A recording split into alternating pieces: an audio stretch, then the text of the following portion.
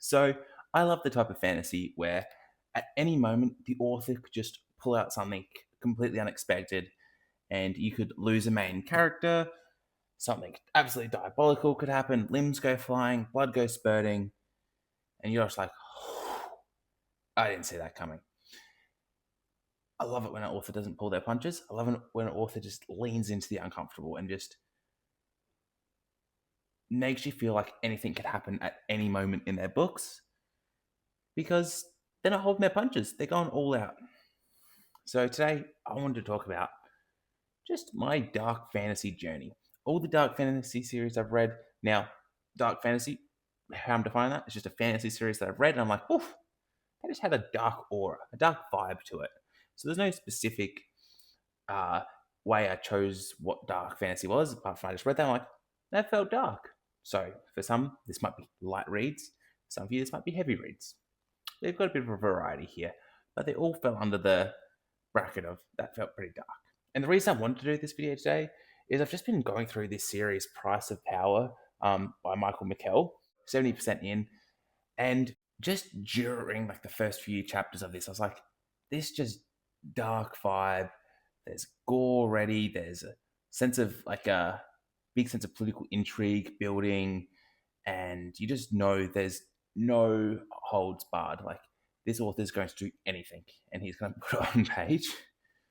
Just that dark atmosphere just captured me straight away, and it just really reminded me of the atmosphere that I got when I read A Song of Ice and Fire. Now, it doesn't remind me of the series as a whole, like there's quite a few differences, but just that atmosphere reminded me of A Song of Ice and Fire. I just hadn't had that in a while, and it just reminded me of my love for the darker side of fantasy. And it just got me wanting to talk about it. Now, I've been talking about a lot of series recently that are on the darker side that I've had a good time with, but I wanted to go through my entire dark fantasy journey, go through what books I would recommend or who I'd recommend for what, because of all the books I went through, they're all pretty good. And they're all going to have a spot on someone's TBR. Now, I've done multiple videos last year where I did 3 Dark Fantasy Recs. So I covered 6 series in those 2 videos.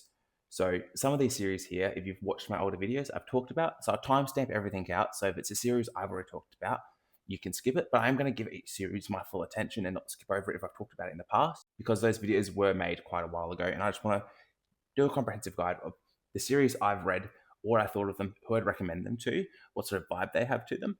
And then I want to go over the series I'm in the middle of and the series that I want to read, because at the end of the video, I want you guys to give me recommendations of what you think I should read, what dark fantasy series are your favorites. So fill the comments with your favorite dark fantasy series, where you draw the line of where the something dark. It's going to be different for everyone. I'm going to roughly go through in chronological order of when I discovered these series, starting with just one of my all-time favorite series that I just want to spend more time talking about and have only spent a couple of videos doing, all the way through to what I'm in the middle of and what I'm going to be reading. So like the video, subscribe if you want to support the channel a little extra, Patreon down in the description. But let's dive into it. Let's talk about the first dark fantasy series I ever read, and that is the Demon Cycle by Peter V. Brett. It starts with the Painted Man or the Warded Man, depending on which country you're in. So if you're in the US, this is the Warded Man.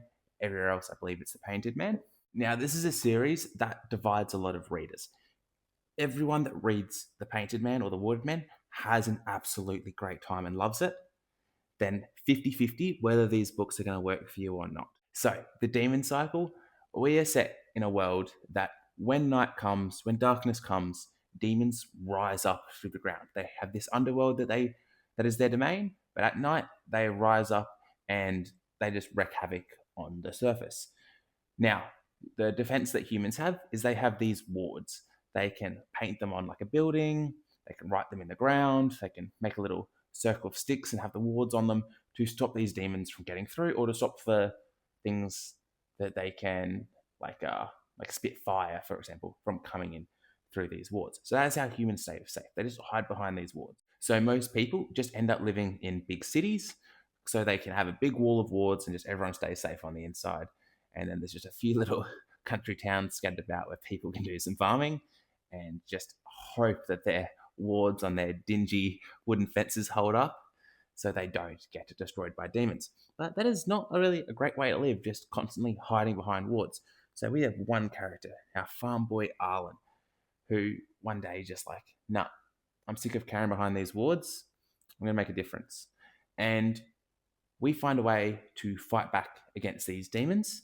So with that ability to then fight back against these demons and start reclaiming the night, reclaiming humans' ability to travel, that opens up this world. So now there is nations that can move about. Some of those nations aren't satisfied. They want to go to war with the demons. They want to go to war with other humans. So we've got this huge epic fantasy story where we've got people against people, demons overarching against everyone, and we've got so many sides. It's super intriguing. The first story keeps it very simple. We have like 3 POVs that we follow as they're feeling out this world. They're finding ways to, fight back against these demons or putting themselves in interesting political places. Then in the next 4 books, it's just all out. We get more POVs in each book, which loses some people. Some people don't like how many extra POVs are following. I personally love it because I just love that fleshed out world where you can get into every part of the world, get into a lot of different people from like the social hierarchy and like how they see things. So you get in a merchant's head, you get in a soldier's head, you get in a doctor's head. You just get that epic filled out world and you get to see everything come to a head. All that war against humans and demons. I personally loved it. It gets a little dark for some people, it gets a bit too out there for some people, but great series for me. And if you want something that, feels way in the beginning, it gets super dark by the end, really epic, just really good, just action, political intrigue, and sort of like that sort of vibe. The Demon Cycle, definitely worth checking out. At least give the first book a go. Most people absolutely love it. Then decide if you want to pick up more. Now, pretty obvious what the next one is because I got this box set here, the family box set, A Song of Ice and Fire. I discovered a Game of Thrones shortly after finishing off the Demon Cycle.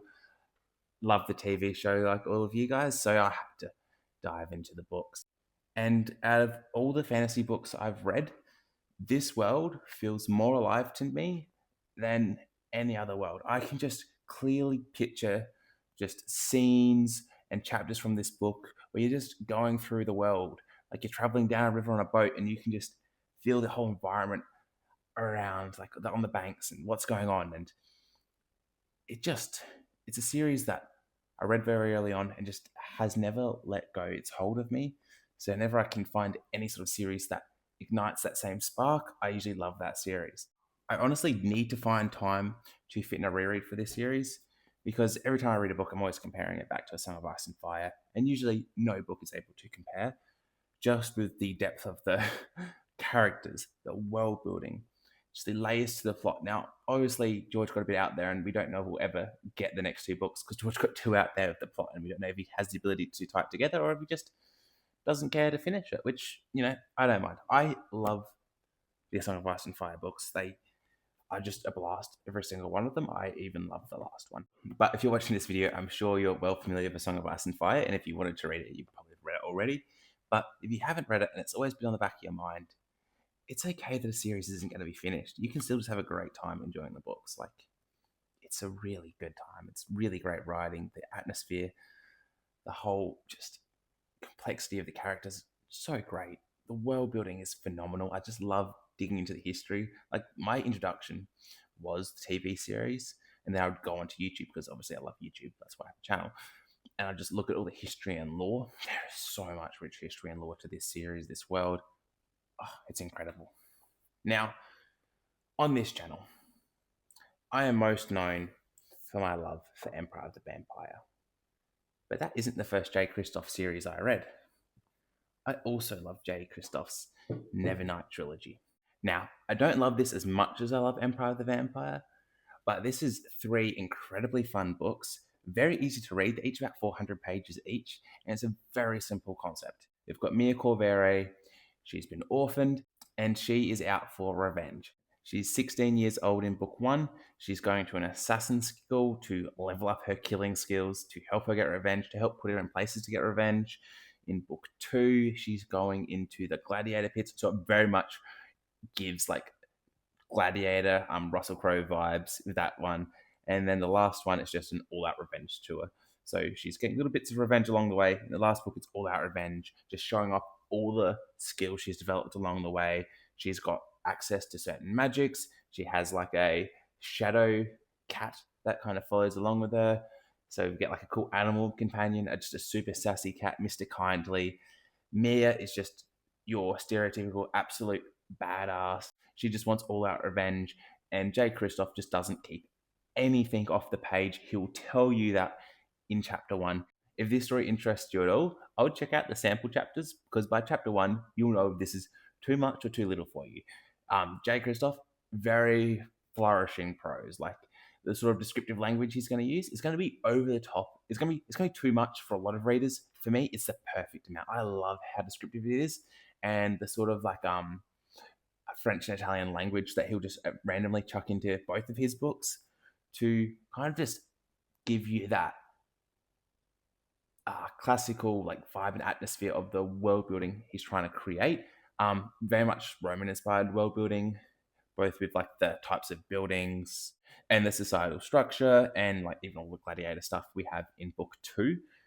One really fun thing about this series as well is Jay Kristoff is this book is kind of told to us from a writer's perspective, so a writer from this world, and he likes to put in his own little world building and his own little notes to the readers. So he will put footnotes in his book where it'll like fill out the world building. So if you're listening to this on audiobook, the narrator won't tell you if the section he's reading is a footnote or part of the book. So you'll just get like random world building facts like spewed out to you while you're listening to the audiobook, and like that does not flow at all. And well, it doesn't because it's the writer talking to you, not the like talking to you through the story, you know? But if you want to find a revenge story where the author doesn't hold anything back, with dark shadow magics and assassins running around and blood going everywhere, the Nevernight Trilogy is a really fun time. Now, if you want the best of Jay Kristoff, you're going to want to try Empire of the Vampire. Now, I've made lots of videos talking about the Empire of the Vampire, so I'm going to talk about it again because this is me and I love the Empire of the Vampire. Jay dials his prose back a little bit here. He doesn't go crazy flourishing here. No one's calling this prose too purple as they would with the Nevernight Chronicles. He just immerses you in this huge epic setting. We're thrown into this world where the sun doesn't shine like it used to anymore. We kind of just get like a light hue throughout the day. So there's no sun rays. So in a world where people like plants don't grow properly anymore. Like most people are just eating like potatoes and fungus because they can't grow things because there's no sunlight. And because there's no sunlight, vampires can be out all throughout the day. So they've been able to just take over human society. So basically, most humans are either wiped out, turned into like a wretched, which is like a zombie meets a vampire. So you've been bitten by a vampire, but you're not turned into a fully functioning high vampire. You're just like a little lowly zombie running around that can get mind controlled by the other more high functioning vampires. There's like vampire lines that have like certain different abilities. So some vampires are really strong, some can talk to animals. So it's a really fun, fresh take on vampires. Some really other interesting, good world building elements. But the story of Empire of the Vampire, we've been in this state of Day's Death for 25 years ish, and we take off this story in a cell. We're in a prison cell with the last Silver Saint. So a guy from a warrior sect of vampire slayers. And he's the last one of his kind. He's the most renowned, the most famous, and he's locked in a jail cell. But there's a vampire historian that wants to hear his story. So we're hearing about this hero and how he's gone through his life, but also what he's been doing the last 6 months to try and fight back against these vampires, to try and bring an end to Day's death. The back and forth we have between these two characters in the cell is absolutely hilarious. Gabriel de Leon, our hero, he's the most fun character to read ever. Like in any book I've ever read, if Gabriel de Leon's on the page, I'm having a good time. Now, obviously, he's in this cell for a reason. That's the whole point of this story is the book and the story he's telling to this historian is catching up to real time. And somehow he's going to find a way to bring an end to Day's death. We're just waiting for that to happen. Book 3 is going to come out in November, and I just can't wait for that. Best world building, best plot. This is actually the best dialogue I've ever read. The dialogue is just so funny. It's gritty. It's descriptive. It's very witty. If you just want a really great time with an author that's not going to keep anything off the page, you have to check out The Empire of the Vampire. I can't stop raving about this. I've have videos where I just talk purely about this book. It's something very special. And I'm going to keep raving about it. So if you want to click on to the next section, you can. But just one last little thing. Like the author puts artwork in all of the editions of his books.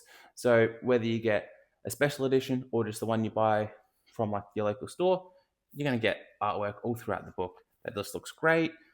You just have a really fun time as long as you get on with his Australian humour. Now, if you think Jay Kristoff writes a lot of books, which he has, he's written so many trilogies, there's another author that has written even more. And if you get on with his type of writing, you are going to have a year or 2 years of incredibly fun times lined up in front of you. I discovered Andy Peloquin when I first started making this channel, and he reached out and sent me some of his books. And Andy, what he does is he does dark assassin fantasy.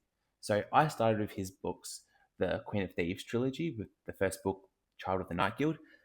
And this is like a trilogy of really short books. They're very easy to binge.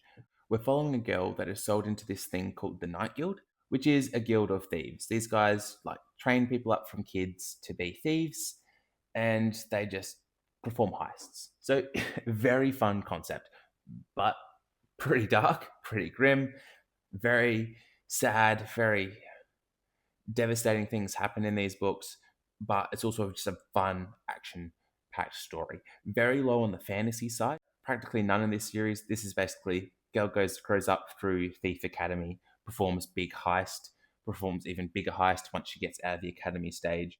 Then in the last book, it's basically rival crime gangs fighting against each other, just all out war. These are just fast paced, action packed, heist themed stories. Then, if you want assassin themed stories, but the same fast paced, action packed sort of thing, you got to just check out his Darkblade Assassin series. For this, just think John Wick meets fantasy. Very simple concept. We got a half demon assassin. He's a really good assassin. He's just going to go through messing up a lot of things.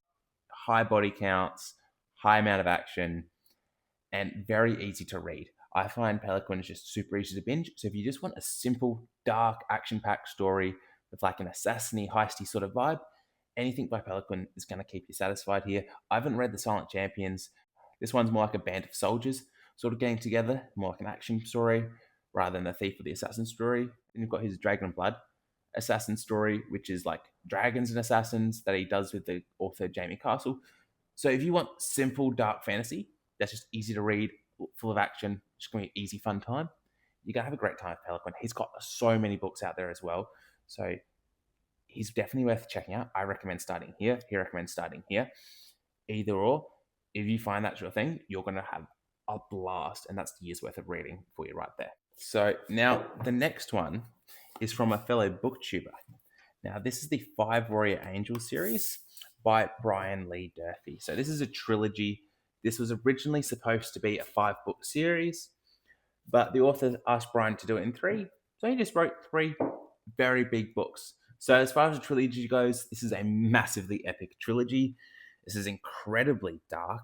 You know the story of Faithful and the Fallen, where you have a story of prophecy, good versus evil, a bunch of magical objects all coming together, a bunch of armies all coming together for an all-out war and huge battle scenes. It takes that same concept, but with just incredibly dark characters. The whole world feels darker. So the world in the Five Warrior Angels, think classic fantasy, both for tropes and the world building sort of things.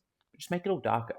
Take your classic take on elves, and then make them twisted and evil. Take orcs, make them more devious. Take dwarves, now they're kind of in the side in this series. Have mermaids in there, have them like the mermaids in Pirates of the Caribbean, real devious sorts of beings, and just put it in a world where there is no good people. Everyone is slimy. You just feel dirty reading this book. They had just evil and slimy each character is. Even the characters we think we're being asked to cheer for, they're still people you're like, I don't really like this guy. It's like, I guess he's doing the right thing, but he's also doing a lot of nasty things and he's kind of a creep. But even with that, you don't put the books down because, firstly, Brian's writing is just beautiful. Like, talking of great writers and great prose, like Tad Williams has a note on the front of this book. Durfee writes with guts, heart, and a powerful and obvious love for the fantasy genre. Like, his prose is very descriptive and beautiful. It brings his dark world to life even more, and it kind of does read like a bit like Tad Williams' prose. The world building's full on. The plot is just huge. There's a huge battle in the last book that took me multiple days to read, despite the fact that I was binging this. I did all 3 of these books back to back. I could not put this series down until I finished it. So if you want a really dark take on classic fantasy, this would be the series for you to go with. I'd highly recommend it if that's what you're looking for. If you love that classic heroes fantasy story, but you want it to be just all morally black, this is a series for you there. Now, speaking of taking the classic fantasy story and just making it a bit darker, a bit grimmer, we've got the First Law Trilogy. Now, there's 9 books in the First Law world, but when we're talking about taking the classic fantasy story and just changing the tropes around a little bit, this is the one to go with. Now, nowhere near the same darkness level as the 5 Warrior Angels. First Law is just a really fun read, but there's just a lot of gore, there's a lot of people dying, and the author doesn't hold back. So we'll put it here. I don't really think First Law is that dark. Yes, a lot of grim things happen, but the humor is what defines the First Law. Joe just writes the most funny scenes. You're never not going to have a good time reading Abercrombie.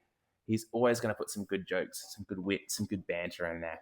So the First Law Trilogy takes a lot of the concepts and tropes from classic fantasy. It's classic good versus evil, hero's journey sort of story, but he changes the characters around. So instead of like the farm boy going on his hero's journey, it's a pompous highborn kid. And instead of following the majestic wise wizard, we get a grizzled older guy that has been tortured for 2 years of his life and is now a torturer himself. Just really interesting take, full of humor, great. And then after that first trilogy, we go into a trilogy of standalones that helps build out this world and gives us 3 more very interesting stories. Then we get another trilogy after that, set in the same country as the first trilogy, that follows on from the kids of the first series. And we get to see that next level in this world. We get to see the world go from what feels very medieval to what feels very industrial revolution. So we get that world building elements growing. The world feels bigger because it's all fleshed out from the other 3 books. And it's just non-stop humor, fun, really efficient page count. Abercrombie tells a lot of story in not too many pages. If you want just a fun time reading, you want a gritty story that feels real and down to earth, you've got to check out the First Law series. I've even got a whole 20-minute video where I just ramble on about these books and recommend them. So I just can't get enough of this one. So then, talking about fantasies that just feel incredibly bleak, we have the Last War Trilogy by Mike Shackle. This starts with the book We Are the Dead, and this is a book that just picks off when things feel hopeless. We get a prologue of a country just getting absolutely demolished very quickly, just ransacked and taken over. And then across the trilogy, we see these people try to fight back and reclaim their territory. And this is a very action-packed sort of series. It's very fast-paced. Each book just takes place across like a week or so, and you're just jumping around very quickly. You get some short action-packed chapters, some interesting sort of darker themes, like where does your mental state go when you've just lost everything? So we get some really good character journeys of seeing our characters go from just sad, messed up to sad, messed up, but in a completely different way because of how this trauma has affected them. So you get really good, morally grey characters that go on really interesting journeys that just leave you thinking, whoa, that's whack. But also that's cool kind of how they've changed because of how messed up their lives are. You get a real sort of Avengers sort of vibe with characters coming together at the end, like the prophesized chosen ones, to fight back against this enemy. A lot of magic, a lot of gore, a lot of action. Very easy to read. Last War. It was a very good time last year. Now, before we go into the series that I'm in the middle of or want to read, there's a couple of books that I've been reading recently or in the last year that I just don't have copies of. So we'll talk about them now. So firstly, Malazan Book of the Fallen. I've read the first 2 books of this one and I'm currently on the 3rd. I've talked a lot about this in my updates throughout this year, and I just did a video completely just for Gardens of the Moon recently. But if you want the most epic of epic fantasy, just fantasy that is just got all out magic, all out world building, all out characters, because there's so many of them, but they're all really good. Incredible writing, kind of like a Abercrombie, but with plots that are just so huge and massive that at the start of the book, you're like, whoa, all these things, how are they going to come together? And they just come together brilliantly by the end. You need to check out Malazan. It's the gold standard of fantasy. It's the final boss of fantasy. It is a full-on read. You got to take your time with it because there's just so many things going on with the world building, so many characters, so many interesting things coming together, so many cool magics.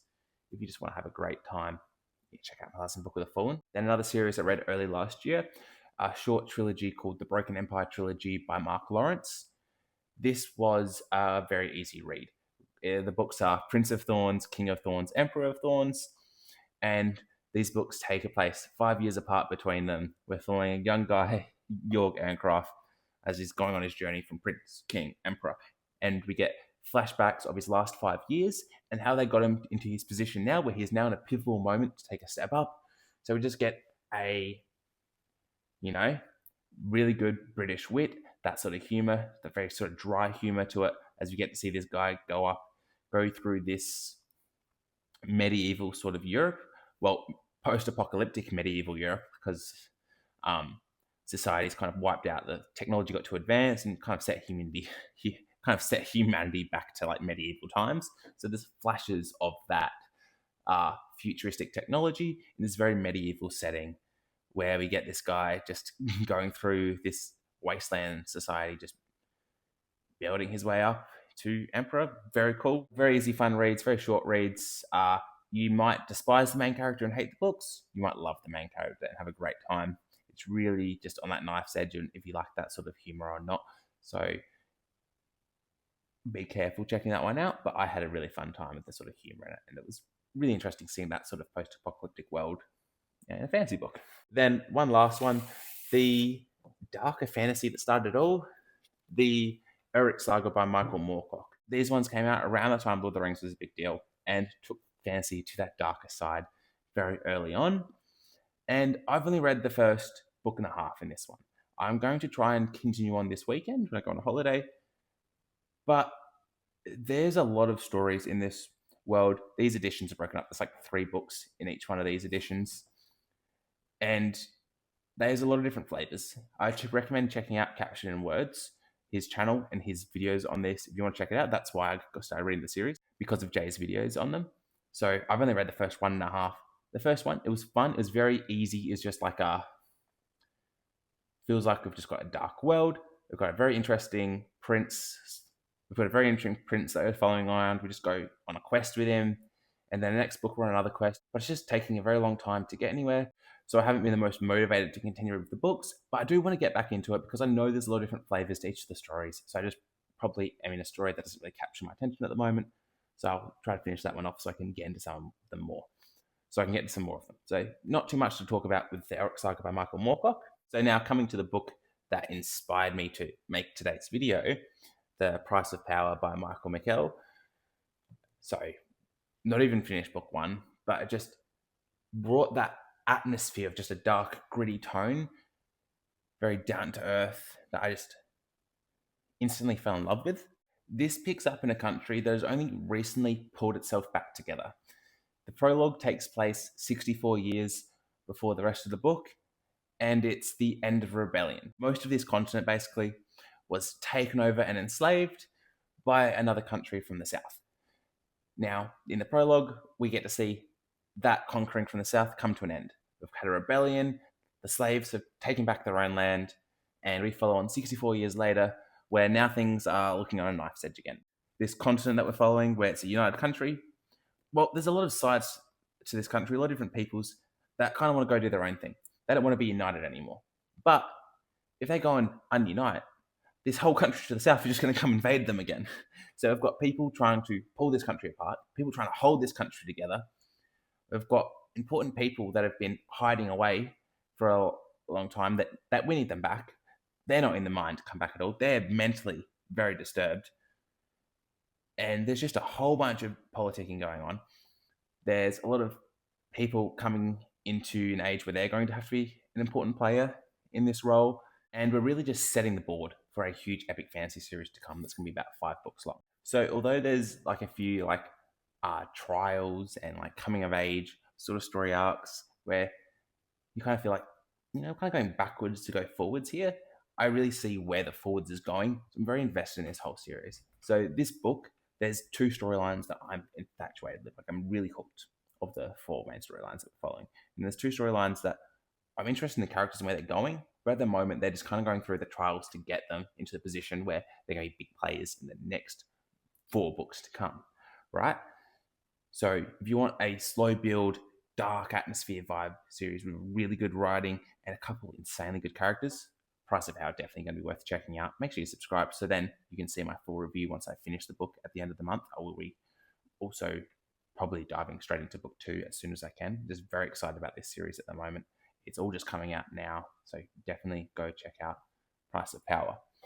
Now, the Dark Fantasy series I want to read, 2 easy ones that I've just had on my shelf for a while, had my eyes on for a while. We've got Justice of Kings by Richard Swan. Now, some people say it's not dark at all. Some people say it's incredibly dark. I'm going to have to find that one out for myself. But I've got a King's Justice going around to small villages, finding just these small little trials aren't small little trials. There's something big brewing in the background that's going to bring down this kingdom, this empire. Very interested to see how that one turns out. And then basically Napoleon meets fantasy, promise of blood. People are snorting gunpowder to shoot better or something like that. I try not to know too much about a series before I go into it. Very excited to get into both of these. It should be fun reads. Now, probably the series I'm most excited to read this year is the Prince of Nothing trilogy or the Second Apocalypse series by R. Scott Baker. And everyone just says this is the darkest of dark fantasy. Incredibly bleak, incredibly grim, incredibly nihilistic. It's kind of like a Dune meets Lord of the Rings or Dune meets classic fantasy with like insane world building and kind of like Malazan vibes, but a little bit simpler. So I can't wait to find out what this is like and if it really is as dark as everyone says it is. That's everything I have to say today. That's been my dark fantasy journey so far. Please let me know where you think I should go next. What should I try out next? Have you read any of these? What do you think of any of them? Thank you so much for watching. Have a fantastic day.